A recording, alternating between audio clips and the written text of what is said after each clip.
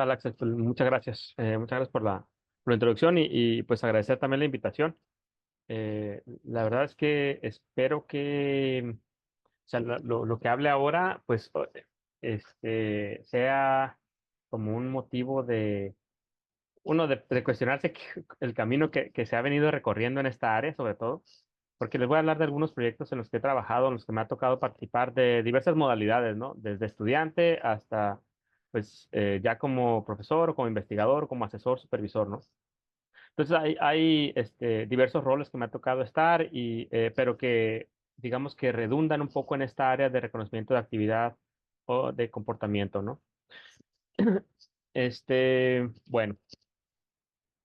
Entonces, pues para quienes no estén familiarizados con el ITSON o con el Instituto Tecnológico de Sonora, es una universidad pública estatal autónoma que está ubicada en el sur de Sonora, en 6 campus que tenemos por acá en 4 ciudades principalmente, 2 campus en Ciudad Obregón, 2 campus en Navojoa, un campus en Guaymas y otro en Empalme.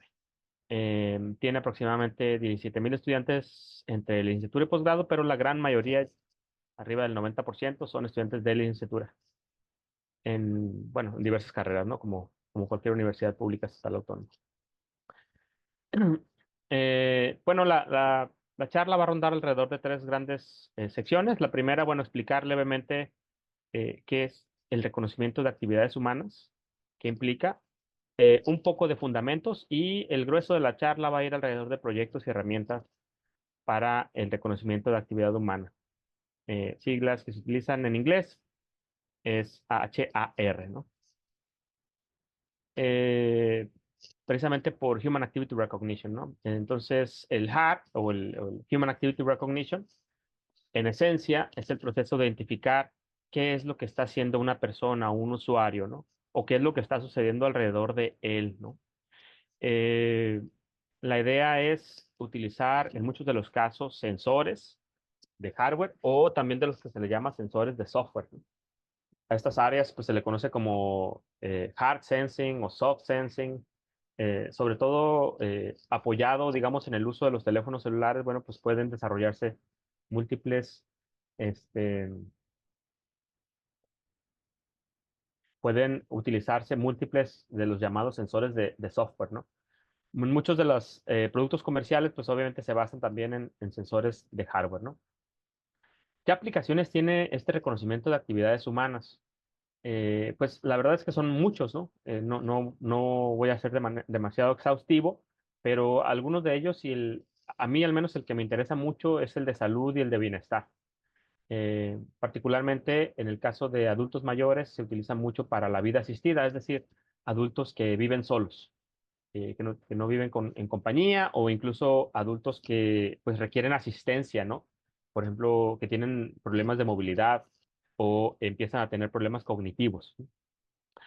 Entonces, eh, ¿por qué es importante, por ejemplo, qué es lo que está haciendo la persona? Bueno, pues porque obviamente podemos identificar situaciones de riesgo o situaciones que salen fuera de lo común o fuera de la rutina, de tal manera que podamos apoyar a la persona o asistir, digamos, a los servicios de emergencia o los servicios de salud o incluso a familiares con información acerca de la persona de interés, en este caso, por ejemplo, un adulto mayor.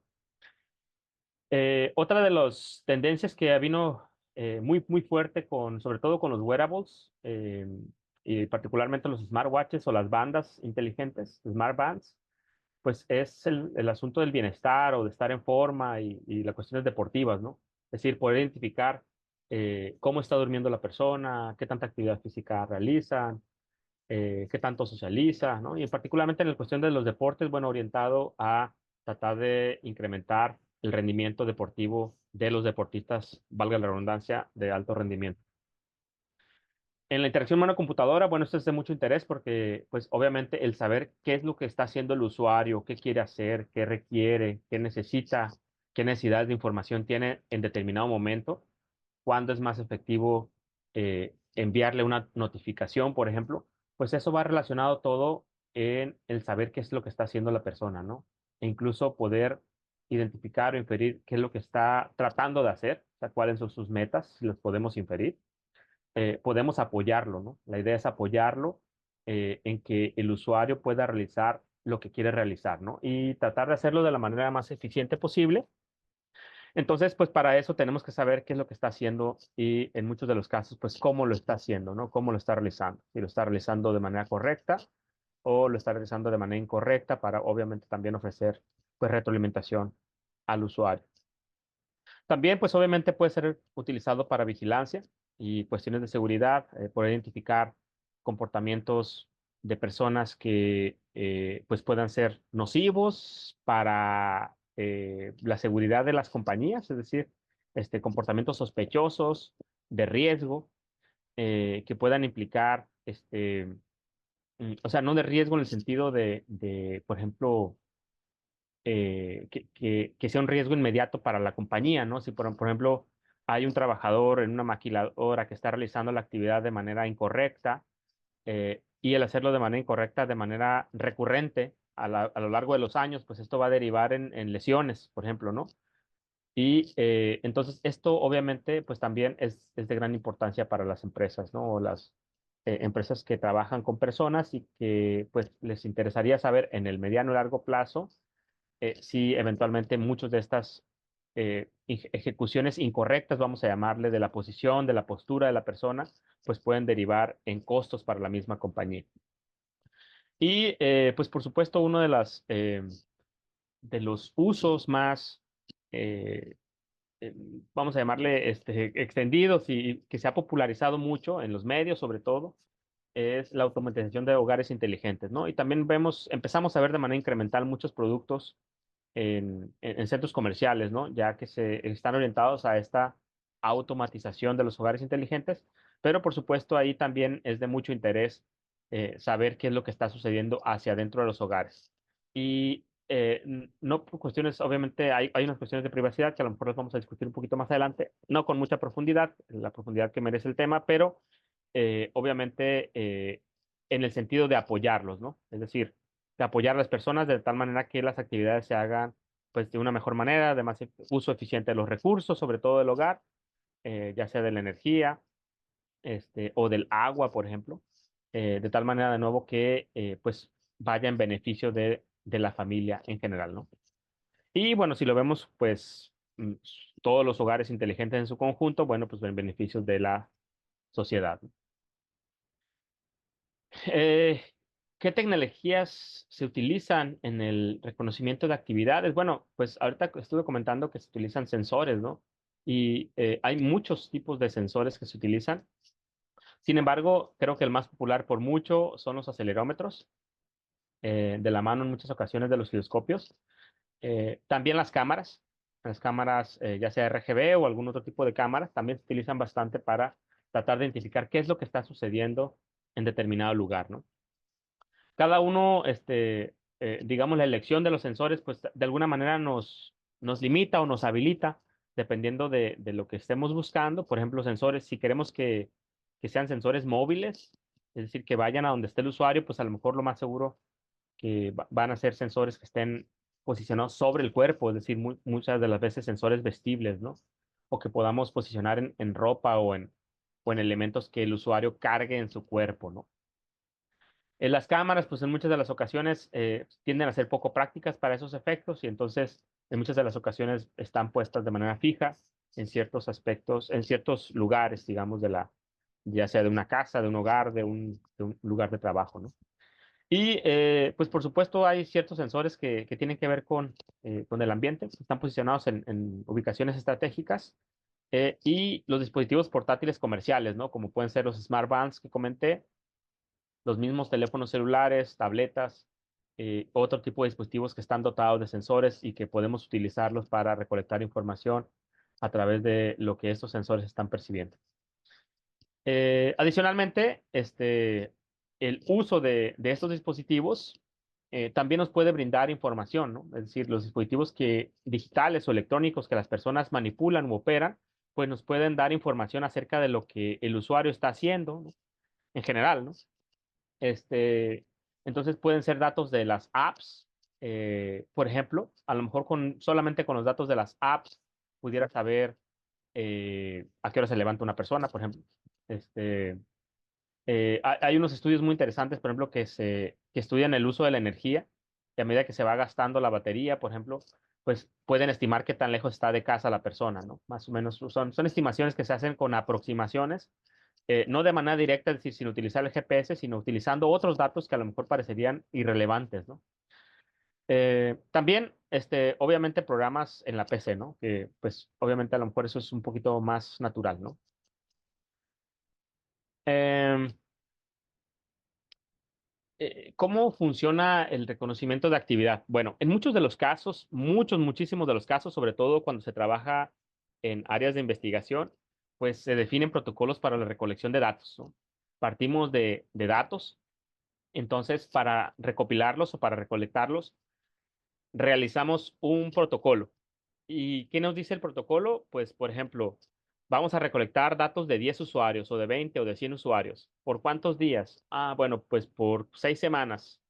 Este, a veces uno piensa de manera ideal al inicio, pero luego los recursos que tiene uno, ya sea el dinero o el tiempo, pues lo van restringiendo, ¿no? Y limitando en cuanto a las cosas que uno puede realizar.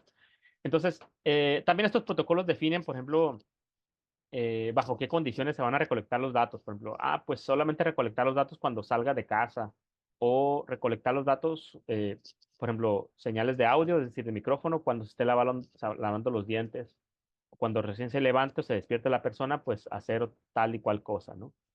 También, en principio, indica al usuario dónde y cómo portar los dispositivos que recolectan los datos, ¿no? Por ejemplo, el teléfono celular, ¿no? Si estás recolectando datos a través del teléfono celular, pues idealmente el usuario lo tiene que traer en una posición o en una parte donde, pues, entre comillas, te sirvan los datos que está recolectando, ¿no? Si estás recolectando datos y siempre lo deja en la mesa de la cocina, pues entonces no te va a servir mucho, ¿no? Para efecto de recopilar datos acerca de la actividad que está realizando el usuario, en caso de que te quieras basar, por ejemplo, en acelerometría, por ejemplo, ¿no? Del teléfono celular. Si se van a utilizar, por ejemplo, micrófonos, pues a lo mejor ahí donde está en la mesa o ahí junto a un lado del plato de la comida, bueno, pues está bien, ¿no? Ahí a lo mejor vas a poder escuchar los ruidos que está haciendo la persona, ya sea con el tenedor y la cuchara y el plato, o el ruido del agua, por ejemplo, si está lavando los platos, etc. Entonces, estos protocolos, pues es muy importante instruir a los usuarios dónde, cómo, dónde lo debe portar, si es en la cabeza, en la muñeca, si es la muñeca izquierda o la muñeca derecha, o el brazo dominante, dónde, ¿no? O sea, el usuario lo tiene que tener muy claro y cómo, ¿no? Sobre todo, sucede mucho ya en la práctica cuando están haciendo estudios, cosas, digamos, como tan simples, como que se le acabó la pila y no se dio cuenta. Entonces, como que tienes que definir un protocolo de decir, bueno, todas las noches checa la pila de tu celular o del aparato, ¿no? Antes de dormirte, ¿no? O déjalo, o conéctalo, ¿no? Conéctalo todas las noches, ¿no? Y esta es una manera, pues, de que el usuario siga ese protocolo y que tú también te asegures que los datos se están recopilando cuando quieres que se recopilen, ¿no? Eh, en otros casos, en otras circunstancias, también se utilizan datos que ya fueron recopilados con anterioridad por otras personas, ¿no? Y pues se pueden utilizar algunos conjuntos de datos que estén públicos, ¿no?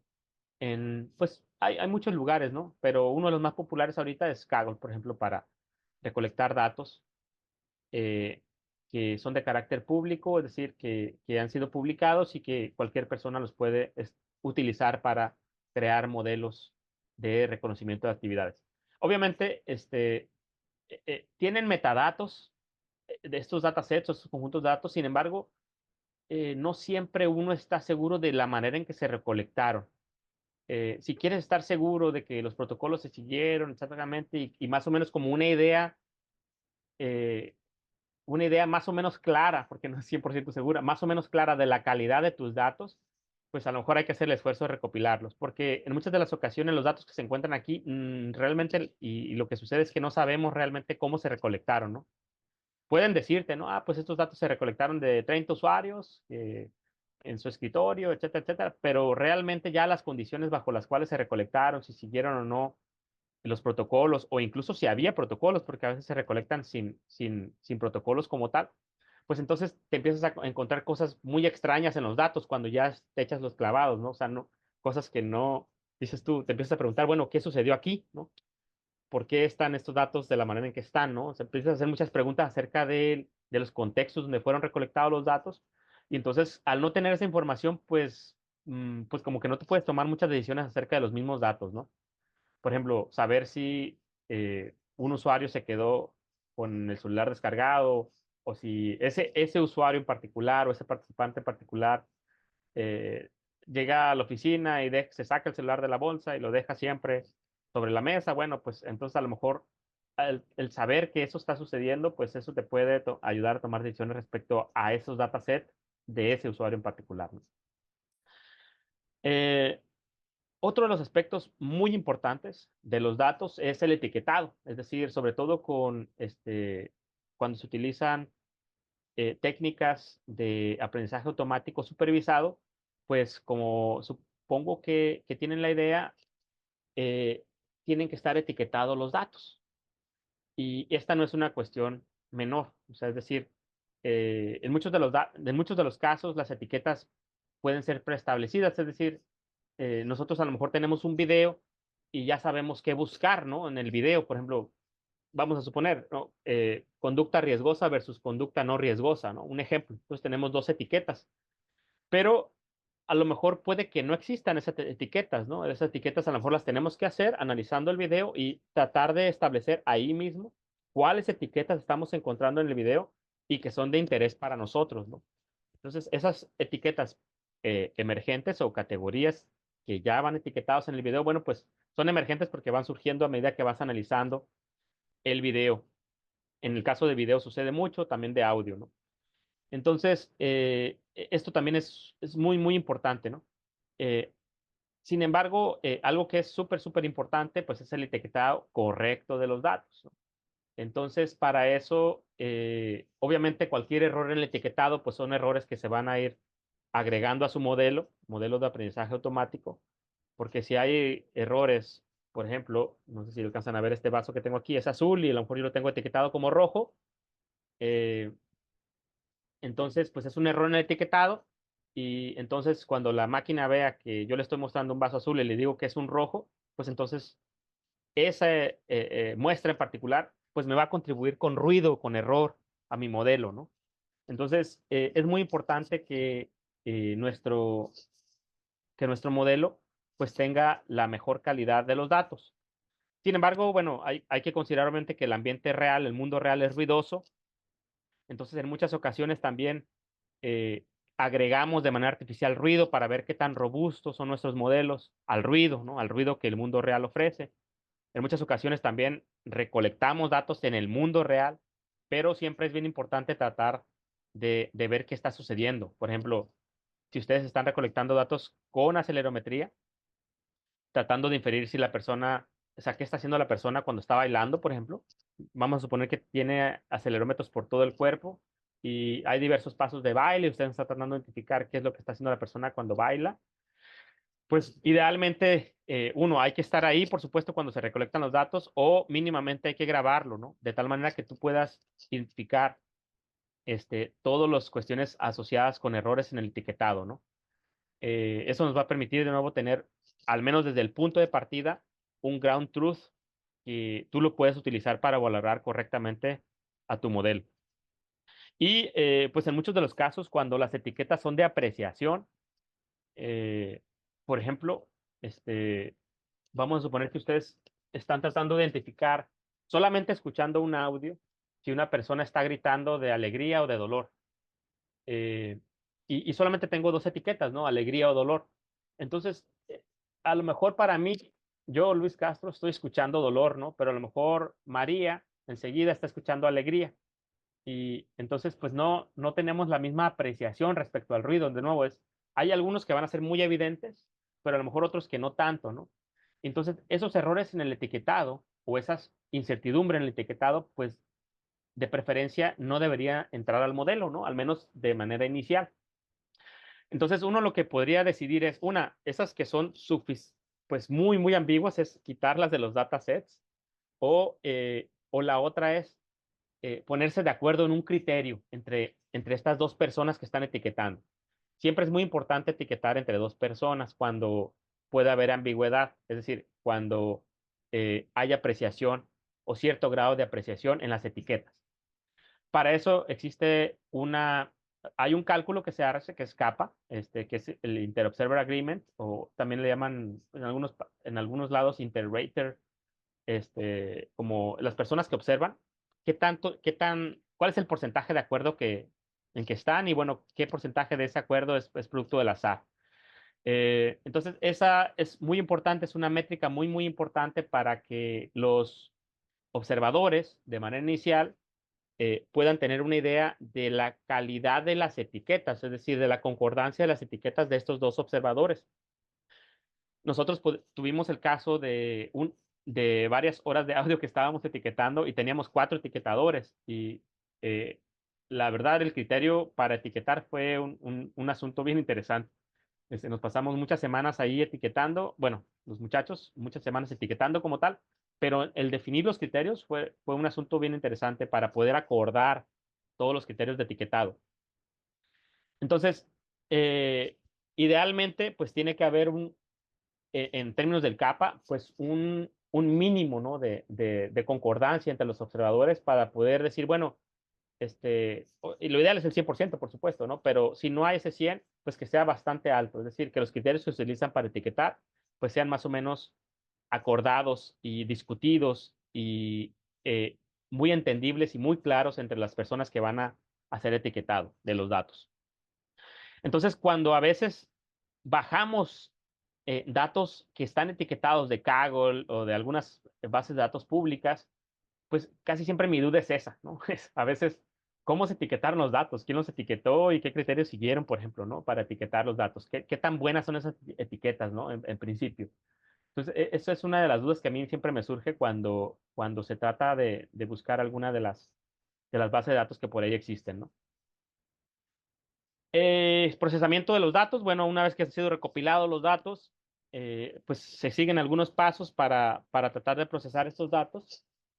En principio, cuando son señales en el tiempo, bueno, pues típicamente se busca el ruido, se tratan de normalizar los datos. Cuando son imágenes, eh, muchos de los, muchas de las veces para ya procesarlos con los modelos, pues a veces se les baja la resolución, se le cambia, por ejemplo, de RGB se cambian a escala de grises o a blanco y negro. Se extraen cuadros o frames, ¿no? O secuencias de frames de las imágenes, de los videos. Se les aplican ciertos filtros, a lo mejor para quitar el fondo. En fin, así hace un preprocesamiento de tal manera que el modelo pues, se pueda desempeñar de una mejor manera, ¿no? Mm, no hay una fórmula, digamos, para decir esto le tengo que aplicar absolutamente a todos y de esta manera como para decir, esta va a ser el, la mejor salida de mi modelo, ¿no? Al final. En muchos de los casos, lo ideal es estar haciendo pruebas empíricas, es decir, con pequeñas variantes para poder identificar qué es lo más adecuado para mi modelo. Y es que en muchos de los casos, muchos de los modelos que se crean obviamente están estrictamente diseñados de acuerdo a los datos, ¿no? Entonces, como que tienes que buscar qué es lo más adecuado para tu modelo.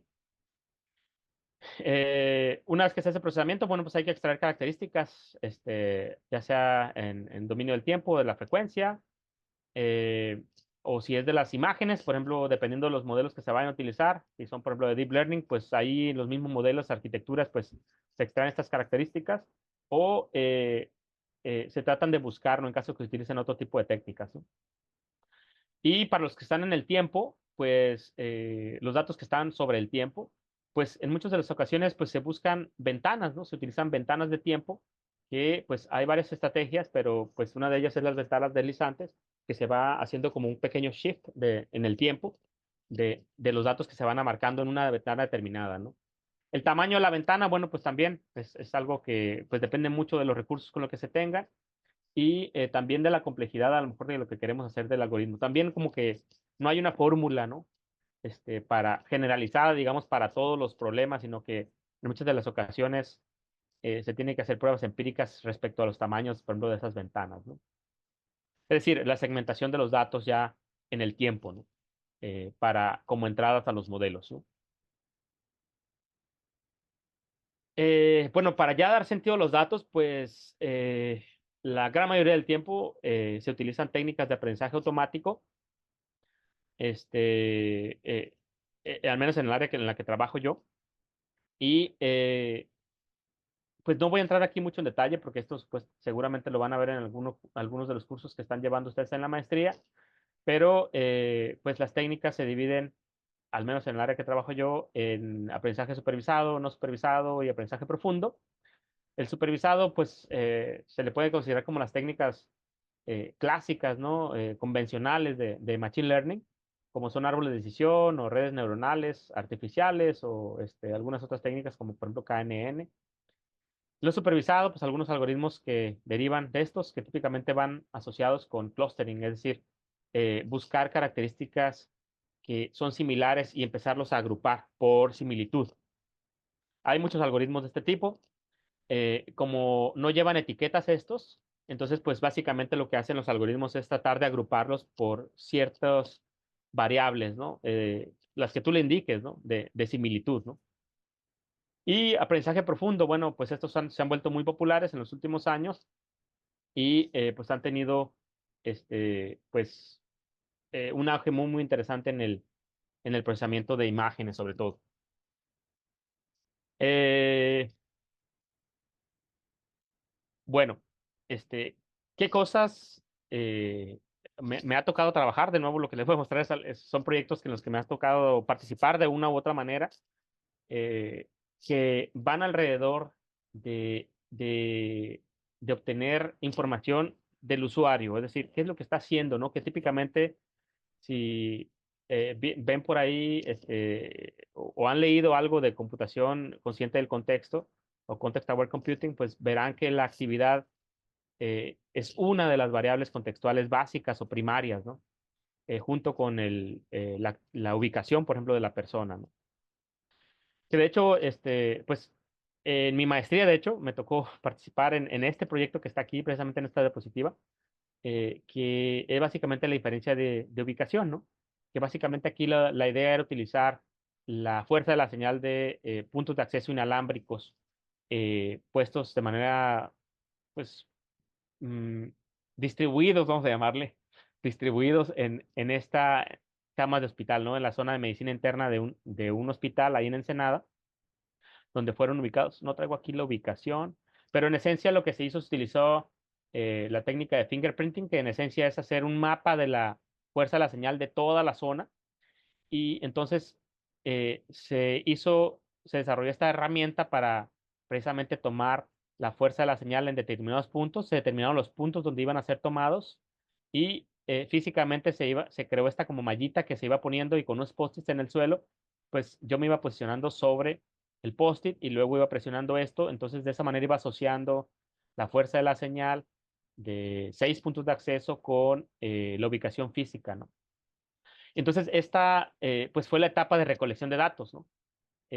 Por supuesto, esto tenía que estar al centímetro, ¿no? Es decir, cualquier error en el posicionamiento físico de esto, que yo me parara, vamos a decir, unos centímetros para acá y que yo presionara que estaba supuestamente en tal coordenada, pero estaba unos centímetros para acá, pues es un error que se iba a ir acumulando al modelo, ¿no? Entonces, idealmente, lo ideal era, valga la redundancia, que pues fuera lo más preciso posible. Entonces, en este modelo en particular se utilizaron redes de retropropagación, redes neuronales, y más o menos este era el estado del arte en ese entonces, y más o menos el modelo en ese sentido, el que se creó fue este, ¿no? No sé si alcanza a apreciar, pero esa línea como negra que está aquí, son las rutas reales de la persona caminando, y la roja es la estimada del algoritmo, ¿no? No voy a entrar mucho en detalles técnicos.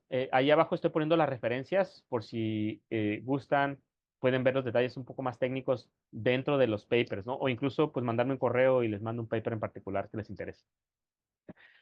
La recolección de los datos se hizo algo que se le llama in the wild, es decir, no fue en laboratorio, fue en un hospital y pues la gente estaba trabajando, había pacientes, entonces estaba yo recolectando ya a un lado de las camas con mi cubrebocas y pues la gente trabajando no como normalmente lo hace. Había médicos, enfermeras, moviéndose por todos lados, entonces obviamente eso de alguna manera incide en cómo la señal inalámbrica se comporta pero de alguna manera también es deseable, ¿no? Lo que comentábamos hace rato, ¿no?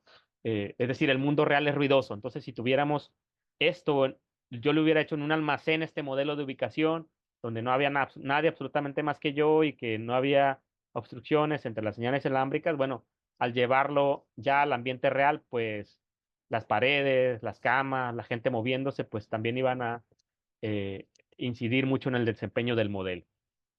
Entonces, para mí siempre lo ideal es recolectar in the wild, es decir, en los mundos reales. Sin embargo, el mundo real es muy ruidoso, ¿no? Entonces, lo que sí tienes que tener muy en claro en este sentido es esas condiciones bajo las cuales se están recolectando, ¿no? Y tratar de identificar eventos que sucedan, que puedan incidir en tu modelo, ¿no? En este caso no se consideraron, pero idealmente hubiera sido deseable cuántas personas había al momento de la recolección, si obviamente cómo se estaban moviendo, pero para eso estaba diseñando este sistema de localización. En fin, hay muchas variables que te gustaría saber en la manera en que se recolectan estos modelos, pero que necesariamente a veces no las sabes, ¿no? Por ejemplo, si yo le paso ese dataset que yo recolecté en su momento, pues la gente no sabría de nuevo esas condiciones, ¿no? Que a lo mejor yo las viví, pero a lo mejor nadie más sabría eso, ¿no? Si había nadie, no había ninguna persona o había 200. Entonces, o cuántas variaciones, porque obviamente no se hizo de manera instantánea, sino que se recolectó primero en esta zona, luego se pasó para esta, luego se para esta. Entonces se hizo durante 3 días la recolección de datos. Entonces, obviamente, las condiciones de la mañana y la tarde son distintas, las de a lo mejor un día siguiente, del día anterior al día siguiente también son distintas. Entonces, bueno, en fin, son condiciones del mundo real que pueden incidir en tu modelo y a lo mejor, pues, es pequeño ruido, digamos, que se va agregando, ¿no? Tanto en la recolección de los datos, en tus datos mismos y muy posiblemente hacia adentro de tu modelo. En este proyecto, de hecho, este sistema estaba basado en reglas y bastante simple. No utilizaba modelos de aprendizaje y también se hizo una recolección in the wild. Y, de hecho, aquí yo colaboré realmente solamente en la parte del análisis de los datos y lo que se hacía era que se recolectaban datos de niños en sus casas y la idea es que pudieran alertar a los padres o hacer un log de las actividades de los niños cuando se acercaran a zonas de riesgo en el hogar. Por ejemplo, el niño está cerca de la chimenea, o el niño se acercó a la chimenea, o el niño está cerca del cajón donde están los cuchillos, cerca de la estufa, etcétera, ¿no? Ese tipo de notificaciones, pues se enviaba de manera inalámbrica a los padres y pues también se iba manteniendo como un registro de todo ese tipo de vamos a llamarles eventos, ¿no? Que iban sucediendo alrededor de lo que los niños estaban haciendo en el lugar. No identificaba realmente qué estaba haciendo el niño, porque eran sensores muy básicos, sensores de movimiento, si había no personas ahí, infrarrojo, por ejemplo, para cuando se abrían un cajón o algo así, sensores de proximidad.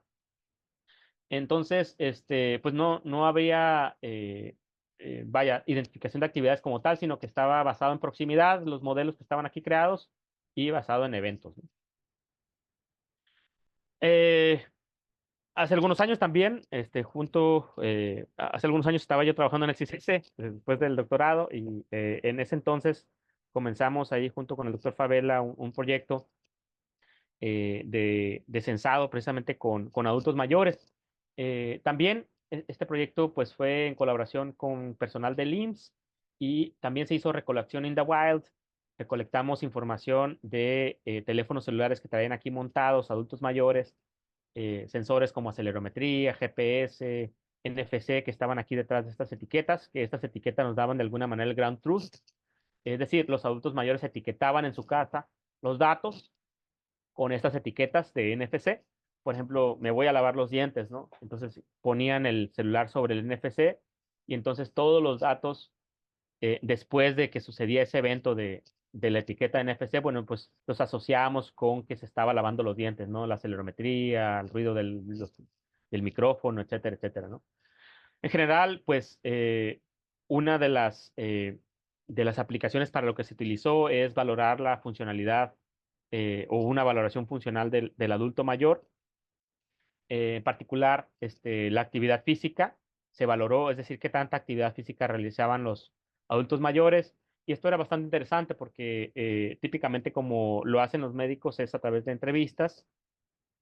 Entonces tienen instrumentos estandarizados para recolectar la actividad física y preguntan cosas como, oye, la semana pasada, ¿qué tanto ejercicio hiciste ejercicio moderado hiciste o actividad moderada, ¿no? Ya pues te hacen un estimado ahí, pues ¿no? Más de 2 horas, 10 minutos, 15 minutos, etcétera, etcétera, ¿no? Entonces, en muchas ocasiones, la percepción que uno tiene de la actividad física que realizó la semana pasada, pues puede no ser tan precisa, ¿no? Incluso si nosotros mismos nos preguntamos ahorita qué tanto ejercicio moderado hicimos la semana pasada o actividad física moderada, pues a lo mejor no tenemos muy claro, ¿no? Entonces, para un adulto mayor también resulta complicado, digamos, valorar qué tanta actividad física realizó. Y nosotros con los sensores, pues pudimos estimar o hacer una muy buena aproximación de la actividad física. Aquí, por ejemplo, vemos los datos de un adulto mayor del día 1 al 21, recolectamos por 3 semanas. Aquí vemos más o menos la hora a la que se levantaba, 6 de la mañana, mediodía, medianoche. Y cada color de barrita, cada barrita representa 10 minutos y está asociado con datos de acelerometría. El colorcito ligero, pues significa actividad física ligera, el verdecito un poquito más oscuro, moderada, y el rojo, actividad física severa, ¿no? El azul no hubo datos, lo que inferimos es que se le descargó el celular y duró varias horas descargado, ¿no? Entonces, no se recolectaron datos en ese. Y el blanco, pues básicamente indica actividad sedentaria. Entonces, típicamente el celular estaba en el buró, por ejemplo, aquí o muy posiblemente aquí viendo la tele, a lo mejor, prácticamente sentado, ¿no? La persona. Algo de nuevo muy interesante es que, por ejemplo, los adultos con índices de fragilidad elevados en ese entonces tenían, por ejemplo, mucha actividad ligera, muchísima, comparado con los adultos que tenían índices de fragilidad muy, muy bajos. Sin embargo, en cuestiones de actividad severa, por ejemplo, los adultos que tenían índices de fragilidad altos no tenían absolutamente nada y la mayoría de la actividad que realizaban era ligera, ¿no? Y los adultos que estaban un poquito más fit, pues realizaban de los tres tipos de actividad, ¿no? A distintas horas del día. Se recolectaron informaciones de sueño también y de movilidad en la ciudad para tratar de valorar su funcionalidad en la comunidad. También, pues, me ha tocado participar en estos proyectos relacionados con la conducción de vehículos automotores. Eh, En todos los casos se han hecho in the wild la recolección. De hecho, han sido dos. Uno ha sido, de hecho, en colaboración, este de aquí de abajo, en colaboración con UABC, que es un proyecto de ellos, de hecho, de UABC Mexicali, pero me invitaron a colaborar en la parte de análisis de datos. Y, pues, en esencia, lo que se trataba de identificar aquí era si un conductor se distraía al manejar. Es decir, se identificaron, si mal no recuerdo, 10 lugares que podía estar viendo en la cabina. Por ejemplo, viendo hacia el frente, viendo los retrovisores, viendo hacia abajo, viendo el sistema de infotainment o el aire acondicionado, el retrovisor. Y entonces se recolectaban datos con Google Glass eh, y pues se hacía en condiciones, esta no fue así como que en una conducción real totalmente, sino que fue en un estacionamiento tratar de tener un poquito más controlada la conducción y para tratar de evitar riesgos en la ciudad. Entonces, la idea era de nuevo identificar esto, ¿no? Los datos ya de precisión, pues podemos aquí observar el magnetómetro, por ejemplo, datos de magnetómetro y vemos cómo algunas de las posiciones, aquí está desde la S0 hasta la S10, que casi no se aprecian aquí, pero vemos cómo pueden ser más o menos diferenciables dependiendo de dónde están viendo, ¿no? Y en conjunto con datos de acelerometría y de giroscopio, bueno, pues nos dan información eh, pues bastante buena, ¿no? Respecto a poder identificar ciertas zonas del vehículo a donde está volteando la cabeza el conductor. Otra de las cosas que hemos hecho, esta cosa que está acá arriba, este sí fue totalmente in the wild. Este estudiante, por ejemplo, se subió en rutas de transporte público en la ciudad e iba recolectando datos de acelerometría y también etiquetando los datos a medida que iba ahí, es decir, por ejemplo, dónde había altos, dónde había la velocidad a la que debería ir el vehículo en esa zona, si había semáforos, etcétera. Y aquí lo que tratamos de identificar era patrones de manejo de las personas, estos que le llaman comportamiento agresivo, ¿no? Por ejemplo, a unas personas que frenan de repente o que aceleran de repente, volantazos. Volantazos no identificamos y no tratamos de identificarlo, pero ha habido trabajo que se ha realizado precisamente ahí en el CICESE respecto a ese, tratar de identificar ese tipo de cosas, ¿no? Y bueno, este, entonces, pues aquí creo que los principales acelerómetros pues, son aquellos inerciales por la misma naturaleza de lo que se trataba de identificar, ¿no?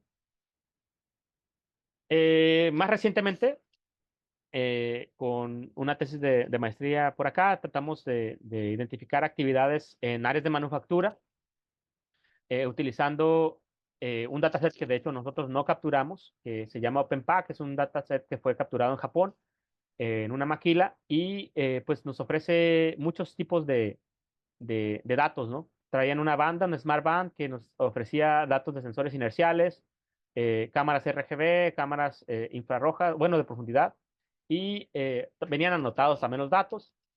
Ciertamente no tenemos una certeza de la veracidad o de qué tan bien están anotados los datos, pero dado que fue en un concurso, fue liberado este OpenPack en un concurso a nivel mundial de una conferencia de reconocimiento de actividad, bueno, pues decidimos entrarle. Y estaban básicamente en reconocimiento de 10 actividades primarias y 32 actividades secundarias y con más de 53 horas de grabaciones. Los resultados pues están en estos artículos, pero en esencia utilizamos aprendizaje profundo. Aquí está la arquitectura y en cuanto al concurso, el estudiante que trabajó, que fue Alberto Angulo, pues quedó en tercer lugar al final a nivel mundial. Estos muy buenos resultados pues, nosotros consideramos para el tipo de foro donde estaba, que era un foro especializado en reconocimiento de actividad. Eh, Últimamente también hemos trabajado con reconocimiento de actividades y de comportamientos de padres de familia cuando interactúan con sus niños. Un ejemplo de alguna de las escenas que hemos analizado es como la imagen que vemos aquí a la derecha, que es una madre interactuando con su niño. Más o menos es este setup, es decir, es la madre en la mesa y está un niño y tenemos videocámaras, de hecho esta es una de ellas y micrófonos que creo que no está aquí, pero aquí había un micrófono también. Y en esencia lo que buscamos aquí es tratar de identificar comportamientos que están asociados con algo que le llaman comportamientos directivos de los padres.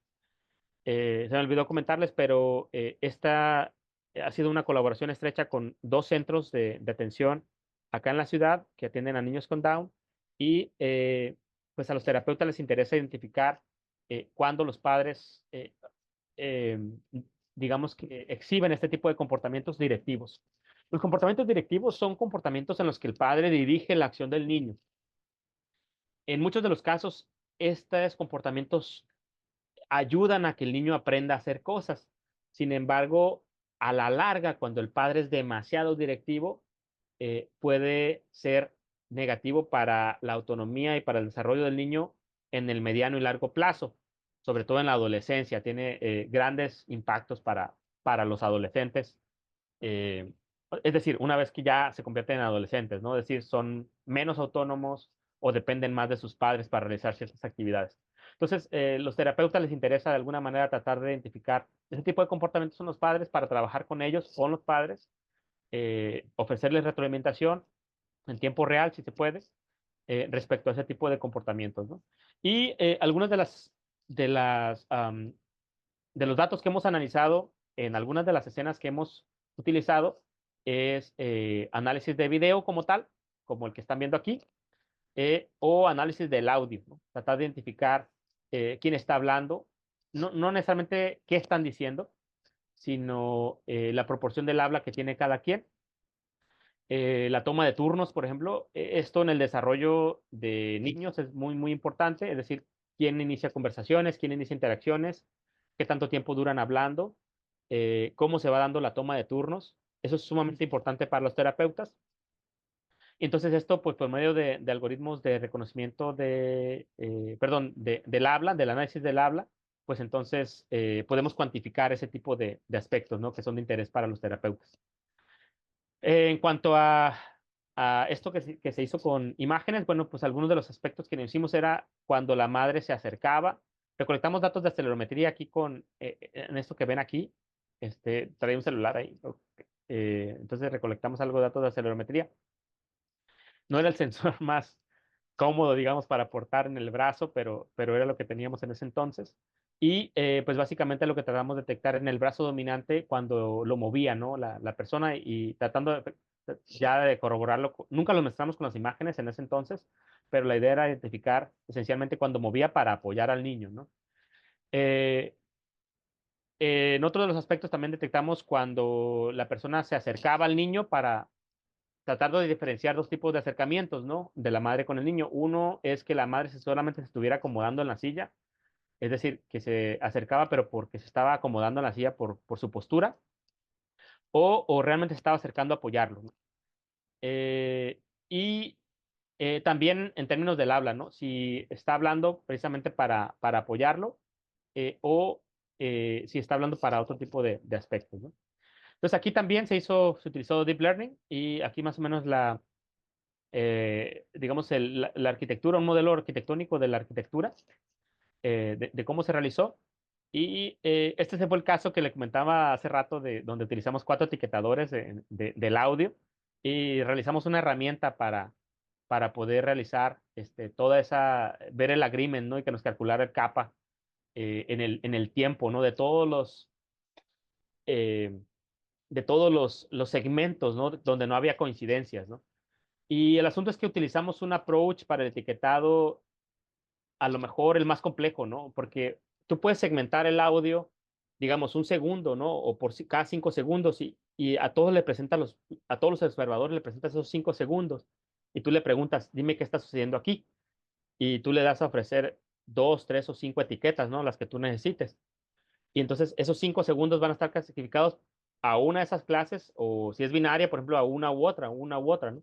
Pero nosotros utilizamos un approach todavía un poquito más complejo porque el etiquetador o el observador decía cuándo iniciaba el evento y cuándo terminaba, y lo etiquetaba de manera completa.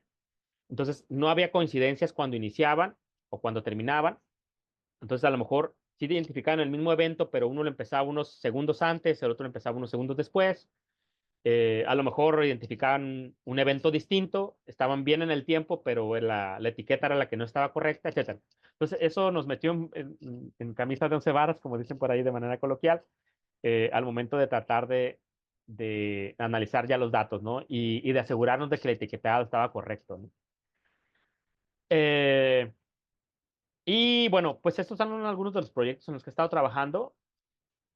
Adicionalmente, pues hemos realizado herramientas para recolectar datos asociados con comportamiento. Una de ellas fue una herramienta que de hecho se inició a desarrollar en el CISS cuando pues me tocó estar trabajando allá con ustedes en el CISS, que se llamaba Incense, y pues continuó el desarrollo de Incense, ¿no? Esta es una plataforma para recolectar datos con teléfonos celulares y después se extendió para recolectar datos también de sensores que estaban fijos, ¿no?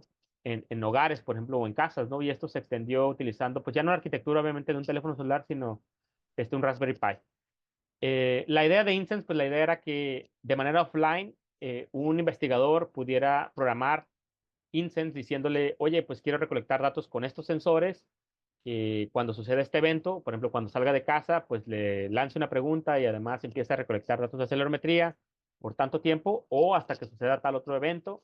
Y de esa manera programar, entre comillas, todo el protocolo de recolección de datos y que la misma plataforma pueda detectar eventos y preprocesarlos en el mismo teléfono. Por ejemplo, pudieras a lo mejor estar recolectando audio y estarlo procesando ahí mismo en el dispositivo y solamente mandar ya las características del audio, o bajarle resolución a fotografías o bajarle calidad al muestreo del audio, por ejemplo, para tener muchas menos muestras, pero pues que sea mucho más barato, digamos, enviar sobre la red o sobre datos móviles, por ejemplo, audio, ¿no?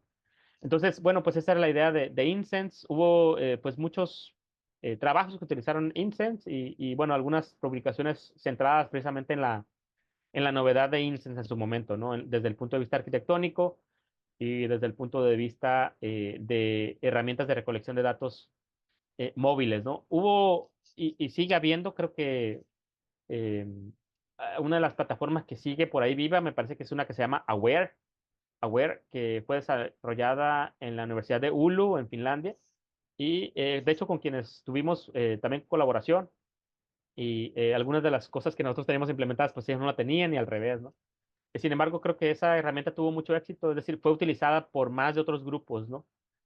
Otras herramientas como que fueron desarrolladas en Cornell, por ejemplo, también. De hecho, algunas de esas se convirtieron en empresas.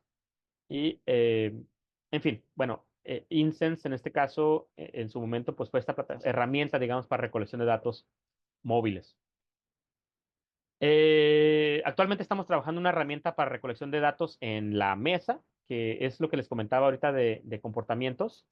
Precisamente, si ven aquí esta cosita que dice aquí rompecabezas, pues está centrada en esta herramienta que en esencia es un rompecabezas que aunado a unos guantes que tienen, que porta el padre, que porta el niño, pues podemos detectar, ahorita no tiene nada de inteligencia, entre comillas, pero ahorita sí lo que detectamos son datos muy simples, ¿no? Es decir, tiene datos de acelerometría, todos los guantes tienen acelerometría y cada una de las piezas también tienen acelerómetros y giroscopios, también los guantes. Además, los guantes están dotados de esta como banditas aquí, que son sensores que se desarrollaron desde cero, que de hecho es una bandita de cobre, eh, que detecta cuando lo agarran, ¿no? Entonces, junto con ya los datos de la telemetría, podemos detectar cuando la pieza está siendo tomada. Y estas cositas que ven aquí como pins, pues nos permiten identificar si la pieza fue colocada de manera correcta o incorrecta.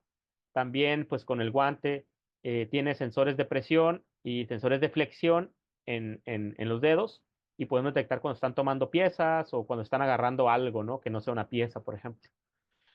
Sin embargo, bueno, la idea es que haya pues un modelo que pueda interpretar todas esas acciones, vamos a llamarle de bajo nivel que se están detectando, eh, para pues darle mucho más sentido a los datos de manera automatizada y poder ofrecer a los terapeutas más información acerca de lo que los padres están realizando con respecto a los hijos en cuanto a estos comportamientos directivos que les comentaba. Bueno, un trabajo también que realizamos que tiene dos vertientes, es decir, estudio, digamos, de la depresión o de comportamientos depresivos con jóvenes universitarios. En principio, uno de ellos se basó en el análisis de fotos de Instagram publicadas in the wild, es decir, su uso cotidiano de Instagram. Se fueron recolectando los datos de personas y se les aplicaron algunos instrumentos para asociarlos con su nivel de depresión, ¿no? Instrumentos estandarizados, ¿no? Para ver si podíamos tratar de diferenciar o discriminar a aquellos que presentaban comportamientos depresivos mucho más marcados de aquellos que no. La verdad es que fue muy complicado diferenciar, no encontramos muchos aspectos diferenciadores en cuanto a las imágenes se refiere, porque, bueno, no se aprecian aquí las imágenes, pero, o sea, podía haber a lo mejor una foto de un perro, de una persona que estaba, digamos que no tenía absolutamente nada de depresión, y un brincolín con una persona que había salido con índice de depresión muy alto, y luego el jardín, y luego una persona con una selfie, y a lo mejor una imagen de un monito chino, etcétera, etcétera, ¿no? O sea, cualquier cosa que publicaban, ¿no? Entonces, esto resultó bastante más desafiante de lo que pensábamos inicialmente. De hecho, el único diferenciador discriminador tuvo que ver con cuándo se publicaba la foto, es decir, la hora a la que se publicaba, aquellos que publicaban fotografías en la madrugada y el matiz o el tono de la foto. O sea, aquellos tonos como más azulados, el hue, estaban más asociados con las personas que tenían altos niveles de depresión de acuerdo a los instrumentos. Este de acá, que está abajo, pues más bien fue con datos que se recolectaron de teléfonos celulares con pacientes que estaban siendo tratados por depresión. Y el asunto fue que no tuvimos demasiados datos, bueno, sí demasiados, pero de muy pocos participantes. O sea, íbamos a empezar con 20, al final, no, por cuestiones que fuera nuestro control, solamente 7 participaron y de esos 7 solamente contribuyeron con datos de calidad, entre comillas, 4. Entonces no nos dio mucho lugar para procesarlos de manera automática o para crear modelos interesantes. Pero pues cosas que empezamos, bueno, cosas que resaltaron en su momento, Les dimos seguimiento por 6 semanas, que es lo que dura típicamente un tratamiento no farmacológico, y les íbamos tomando mediciones cada semana y además de recolectando los datos, ¿no? Entonces aquí cosas que vimos cambios, observamos cambios en el comportamiento a medida que reportaban ellos que se iban sintiendo mejor en el patrón de las llamadas, es decir, cuánto duraban las llamadas y el número de llamadas y también la movilidad física en la ciudad. Es decir, a medida que se iban sintiendo mejor, pues se movían en un área, vamos a llamarle, mucho más grande que la que típicamente se movían cuando tenían altos niveles de depresión al inicio del tratamiento. Bueno, podemos entrar en más detalle de esto si consideran de interés para esto. ¿Qué desafíos existen en HART? Bueno, pues muchos, ¿no? Si se podrán imaginar algunas de las cosas que les estuve comentando, muchos de ellos tienen que ver con los datos, por supuesto, porque es algo central, al menos desde la perspectiva que lo manejamos nosotros. Una de ellas es el ruido en los datos, que puede ser ocasionado por los sensores mismos, por exceso de gente en el ambiente en ese momento, que pues no los consideraste, eh, por la falta de seguimiento del protocolo o la adherencia, digamos, al protocolo de recolección de los datos, etcétera, etcétera. O sea, pueden ser muchas razones, ¿no? Datos que faltan por X o Y, porque se les descargó la pila, porque la persona se le olvidó capturar lo que tenía que capturar, porque se aburrió, se cansó, por lo que ustedes quieran. Eh, la complejidad de las actividades, también hay actividades que son muy complejas. Es decir, no es que están compuestas por muchas acciones distintas, ¿no? Que están sucediendo al mismo tiempo, a lo mejor de manera concurrente. Y entonces, a lo mejor para un humano es fácil identificarlas, pero para un algoritmo puede ser un poquito más complicado. Entonces, desagregar esta complejidad de actividades en acciones mucho más simples, pues puede ser mucho más beneficioso para esta generación de los modelos. Incluso actividades que están sucediendo al mismo tiempo o que en el caso, por ejemplo, de imágenes, pues hay oclusión y no te permite identificar cosas que están sucediendo atrás de lo que la cámara ve. Por ejemplo, en el caso de las actividades que están sobre la mesa, pues para nosotros también ha sido desafiante porque mucho de lo que hace la persona, sobre todo basado en imágenes, pues están sentados todo el tiempo, ¿no? Y en esencia lo que hacen es mover los brazos o la cabeza. Entonces, como que no hay mucha diferenciación entre las actividades desde el punto de vista de la imagen, ¿no? De la escena. En actividades digamos, la manera más tradicional, vamos a llamar entre comillas, que se hace el reconocimiento de actividad, pues son actividades como correr, estar acostado, estar sentado, subiendo escaleras, bajando escaleras. Entonces, como que el cambio de las escenas es muy evidente, ¿no? Desde el punto de vista de sensores inerciales, o incluso de las escenas, obviamente, visuales, ¿no? Porque muchos de estos estudios que ustedes van a ver publicados en la literatura, pues están basados en videos de YouTube, por ejemplo, ¿no? Eh, bueno, entonces ese es uno de los retos que nosotros tenemos ahorita, al menos con el reconocimiento de actividades en la mesa, ¿no? En la mesa donde las personas pues solamente están moviendo los brazos, ¿no? O pues solamente mueven los labios o la cabeza cuando están siendo directivos, ¿no? También los usuarios, ¿no? Es un desafío, ¿no? Porque puede haber diferencias entre los usuarios. Aquí les pongo unos ejemplos, ¿no? Aquí tenemos esto que dice video 1, 2, 3. En realidad son 12 parejas, es decir, madre-niño, madre-niño, madre-niño.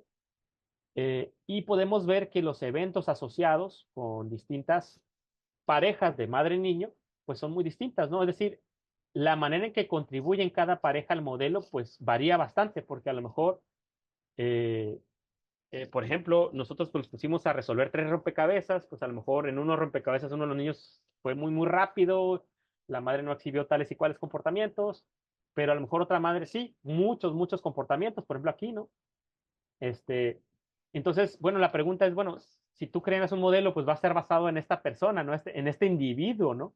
Porque pues tiene muchas más muestras que los demás. Por ejemplo, estas dos personas, el 4 y el 5, del niño, por ejemplo, el niño no tiene nada aquí, que es ¿no? Dice ex niño, ¿no?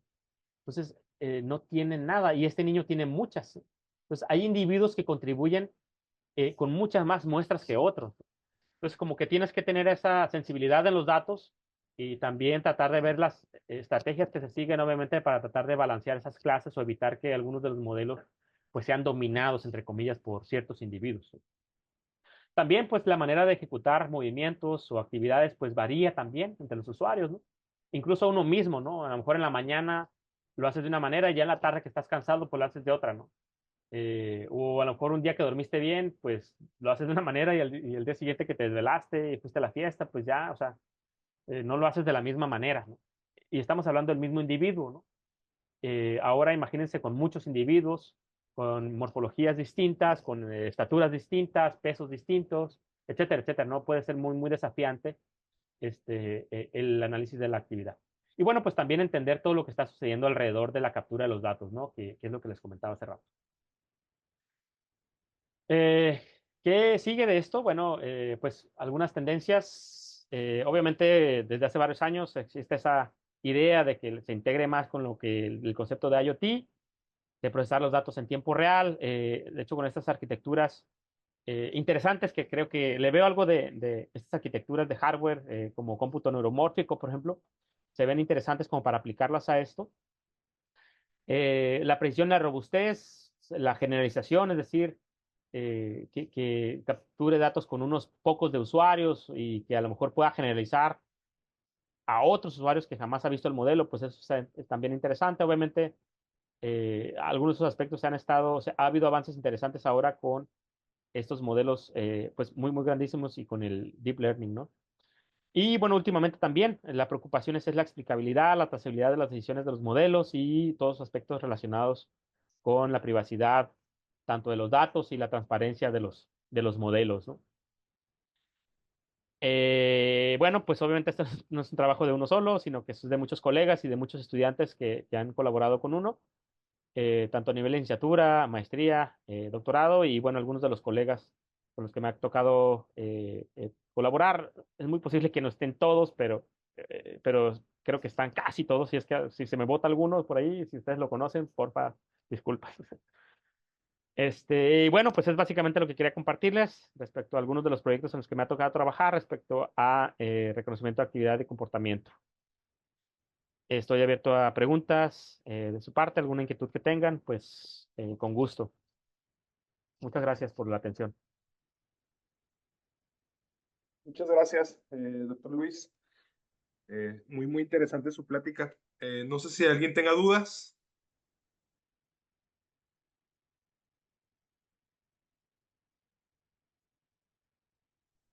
Sí, hay una pregunta en la parte del chat. María Concepción dice, muchas gracias, doctor. Muy interesante su plática. Tengo una duda con respecto al proyecto de reconocimiento de actividad en universitarios con depresión. Principalmente en torno a las publicaciones en Instagram, ¿censaron otro tipo de actividad como likes, comentarios o actividades como historias o incluso números de post diarios? ¿Cree que Sí, podría ser interesante explorar esos aspectos? sí, yo creo que sí, fíjate que no lo hicimos, solamente estuvimos de alguna manera analizando los contenidos de manera individual, en particular la imagen, o sea, cómo era la imagen, qué texto asociaba con esa imagen y los metadatos de la imagen, es decir, cuándo lo publicaba. Por ejemplo, hay algunos trabajos en la literatura que han analizado incluso qué tipo de filtros utilizan. E incluso ahí hay cosas interesantes, ¿no? O sea, es decir, que, que hay personas que efectivamente eligen ciertos filtros. Pero lo que hemos visto, por ejemplo, el asunto de nosotros fue que recogimos datos in the wild y, por ejemplo, hay personas otros grupos que han hecho este tipo de análisis, eh, pero recogen datos etiquetados, por ejemplo, recogen datos que se han publicado, pero por ejemplo, todas las etiquetas donde dice depressed, ¿no? Deprimido. Por ejemplo, hashtag antidepresivos o hashtag deprimido. Y entonces, en un principio, pues de alguna manera están etiquetados, entre comillas, que muy posiblemente el contenido esté relacionado con algo, con la manera en que se está sintiendo al momento de publicar la foto. Nosotros lo que hicimos fue para tratar de capturar lo más cercano posible a cómo se estaba sintiendo cuando publicó esa fotografía. Hicimos, aplicaban un instrumento al final del día. Entonces, básicamente le pedíamos a la persona la foto porque obteníamos los datos con el handle del Instagram, obteníamos los datos, por ejemplo, una o dos fotografías que hubiera publicado, y entonces le pedíamos, mira, esta fotografía que publicaste a las 2 de la tarde, por ejemplo, ¿no? ¿Cómo te sentías, no? Entonces contestaba un instrumento, estandarizado, validado, respecto a cómo se sentía o cómo percibía que se sentía en el momento en que la publicó. Existía la desventaja que pues lo hacía a lo mejor unas horas después, ¿no? Nosotros le pedíamos que contestara esto al final del día y esto para que no estuviera, la publicara y que la contestara, ¿no? Que es lo ideal, pero por cuestiones prácticas pues no lo podíamos hacer. Entonces, ciertamente en esos también aspectos de cuándo publica y tratar de identificar qué está sintiendo o cómo se está sintiendo en el momento en que la publica también es muy importante. Todo lo que comentas de su historia, por así decirlo, eso no lo analizamos, no lo consideramos en su momento, pero creo que también es muy, muy valioso. Las historias, en ese entonces cuando recolectamos datos, las historias como tal, me parece que iban saliendo, así que no recolectamos nada de las historias, solamente fueron lo del feed, lo que publicaba como fotos. Muchas gracias. Eh, ¿Alguien más tiene una pregunta? Bueno, yo en mi caso sí. Al inicio de la plática, doctor, comentaste que habían bases de datos como Kaggle y toda esa onda, ¿no? Donde se puede sacar la información. Bueno, los datos, ¿no? Para ser procesados. Sí. Mi pregunta es, ¿qué tan, teniendo en cuenta que muchas veces los datos se extraen, incluso, bueno, los que ustedes sacan, se extraen de manera regional, ¿qué tan extrapolables pueden ser desde un punto de vista que pueda ser aplicado a otras regiones, ¿no? Digo, hay unos, por ejemplo, a lo mejor cuestiones médicas sí puede ser relativamente extrapolable, ¿no? Pero ya cuestiones de actividades humanas, actividades, ¿qué tanto se puede extrapolar? ¿Qué tanto puede, qué tanta relación, por un ejemplo, sería el movimiento de un baile, por ejemplo, no sé, en México, de la Ujú. salsa o de la cumbia, con respecto, no sé, a uno de tango, ¿no? O música electrónica, por un Sí. ejemplo. No, fíjate que tienes mucha razón en eso. Realmente no lo son, sobre todo donde hay aspectos culturales involucrados, ¿no? O sociales, ¿no? De comportamientos que tienen que ver con la idiosincrasia de país o de cultura o de región, ¿no? Pero, por ejemplo, para aspectos biomecánicos, por ejemplo, caminar, brincar, pues a lo mejor alguien puedes preguntarte, oye, ¿brincamos igual aquí que en Estados Unidos? O damos los pasos igual. Y a lo mejor quien dice, no, o sea, los gringos caminan distinto, ¿no? Este, pero si asumimos que sí, pues entonces sí, ¿no? A lo mejor si tus datos dependen en la altura de las personas, en la fisionomía en general de las personas, eh, pues a lo mejor no, porque pues obviamente la estatura promedio es distinta, ¿no? O si se basa, por ejemplo, en el color de la piel, pues a lo mejor también no, ¿no? De hecho, ha habido muchas críticas en ese sentido, ¿no? En el pasado, respecto a algoritmos que se diseñan con ciertos tonos de piel y que, pues, ciertos grupos, pues, no son favorecidos en general por los algoritmos en general, ¿no? Pero, pues sí, ciertamente algunos de ellos no son tan generalizables, sobre todo aquellos comportamientos, como bien comentas, donde va involucrado cierto aspecto cultural o que incluso para tú poderlos identificar, oye, ¿qué está sucediendo en esta escena? Pues se requiere alguien local, ¿no? Por ejemplo, a lo mejor dices tú, ¿está bien o está mal lo que está sucediendo en esto, ¿no? En este video que estoy viendo. Pues para muchas personas a lo mejor puede decir, sí, está súper bien, esa es la manera en que debe suceder, pero a lo mejor a otras personas, pues, ya sea con otro nivel de estudios o de otro estado del país, aquí en México, dicen, no, eso está súper mal, ¿no? O sea, eso no debe suceder o está mal visto aquí, por ejemplo, ¿no? Entonces, obviamente sí hay unas cuestiones ahí subjetivas, culturales, sociales, que, pues de nuevo, van de la mano de al momento en que se etiqueten los datos, ¿no? Y si son ese tipo de cosas y tomamos como punto de partida esas bases de datos que les comentaba, pues también hay que estar conscientes uno de ese tipo de aspectos, ¿no? Bueno, yo tengo otra pregunta. ¿Verdad? Una más que se me ocurrió, ¿no? Por ejemplo, yo nunca, bueno, al menos no he escuchado que tomen datos de trabajadores en la maquila. Ajá. Yo creo que sería muy interesante en ese sentido, ¿no? Porque, pues, precisamente gente que trabaja, por ejemplo, con el cargar cosas pesadas, pues bueno, ¿no? Ese movimiento de levantar, bajar, llevar, pues bueno, ¿no? Tienen implicaciones incluso de salud, ¿no? O sea, Sí. no han pensado en algún trabajo relacionado a la recopilación de datos en trabajadores en la maquila. Fíjate que una vez nos acercamos, partiendo de los resultados que obtuvimos ahí en este dataset, nos acercamos con una empresa de Mexicali, de Maquila, y más bien porque ellos se acercaron a nosotros. O sea, vieron el trabajo de nosotros y dijeron, ah, es aplicable en la Maquila a nosotros, ¿no? Y entonces nos entrevistamos con ellos, con la parte técnica de ellos, de la empresa esta, eh, pero como que no tenían mucha, o sea, nosotros le planteamos escenarios, mira, podemos hacer esto, pero como que de aquella perspectiva ya a nivel técnico, o sea, la persona que nos contactó era como que un nivel gerencial, pero ya a nivel técnico como que no tienen mucha idea de para qué les pudiera servir eso. No lo veían útil. Entonces, pues al final se enfrió, digamos, ese proyecto, pero ciertamente lo que comentas es muy importante. Yo precisamente tenía un vecino que trabajaba en una empresa distribuidora de chuchulucos, de golosinas. Y precisamente como él trabajaba como distribuidor, ¿no? Andaban estos carros distribuyendo en las tiendas y tenía que estar bajando y subiendo el carro, acomodando, hincándose. Al final, por ahí de los 50, mediados de los 50, pues terminó con las rodillas destruidas, ¿no?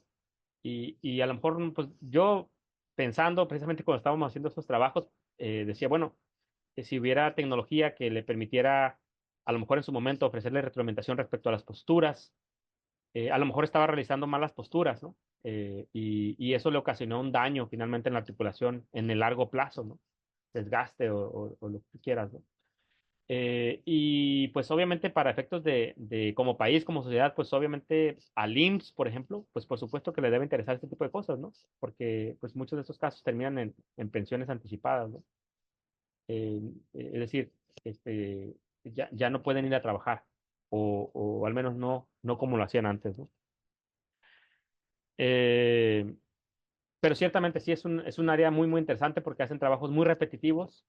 En el dataset que nosotros analizamos era empaquetado de cajas, de cajas de cartón, ¿no?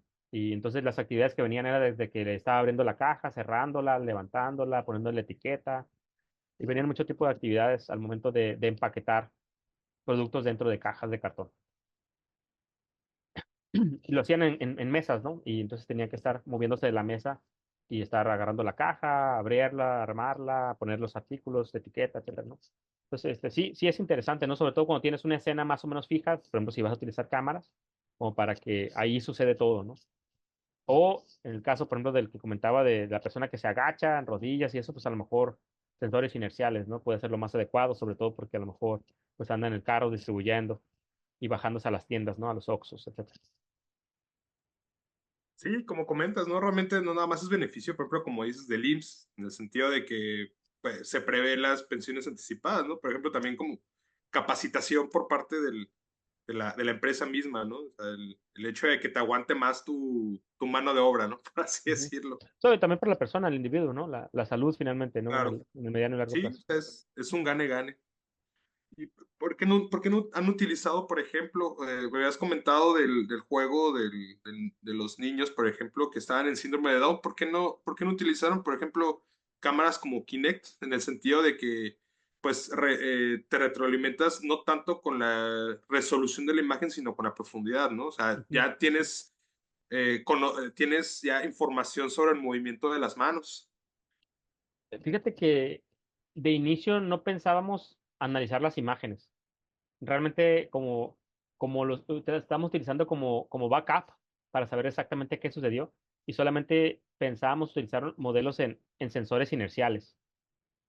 Eh, Comentamos en alguna ocasión utilizar un Kinect y ponerlo arriba, desde arriba de la mesa, que estuviera apuntando hacia abajo como para ver las articulaciones. En realidad no construimos el aparato, ¿no? Pero sí lo consideramos en su momento. Y te digo, de inicio, cuando hicimos estas sesiones de recolección de datos, porque sí duró casi la semana recolectándose datos, eh, pues no se pensó en hacer análisis de imagen de inicio, ¿no? Simplemente lo teníamos de backup y pero dijimos después, bueno, ya tenemos esto, pues hay que analizarlas, ¿no? Y ya los teníamos etiquetados también. Bueno, se etiquetaron, a- después se han etiquetado de varias maneras, ¿no? Pero inicialmente tenían etiquetados de una manera y luego se volvieron a reanalizar los mismos videos para volverlos a etiquetar de otra manera, ¿no? Entonces, sí, sí, eso fue lo que sucedió en realidad, ¿no? En la realidad. Ciertamente yo creo que tener datos de Kinect para complementar las cámaras RGB hubiera sido deseable de inicio, ¿no? Claro. Bueno, pues muchas gracias. No sé si alguien más tenga alguna pregunta. ¿No? Pues bueno, pues muchas gracias, doctor Luis. Le hago entrega virtual del reconocimiento. El Centro de Investigación Científica y Educación Superior de Ensenada otorga el presente reconocimiento al doctor Luis A. Castro Quiroga por impartir el seminario de reconocimiento de actividades, el comportamiento, métodos, herramientas y aplicaciones. Firma el doctor Pedro Gilberto López Mariscal. Pues muchas gracias. Al contrario, muchas gracias por la invitación y espero que haya sido de utilidad o que hayan encontrado de utilidad algunas de lo que se estuvo comentando en esta sesión del seminario.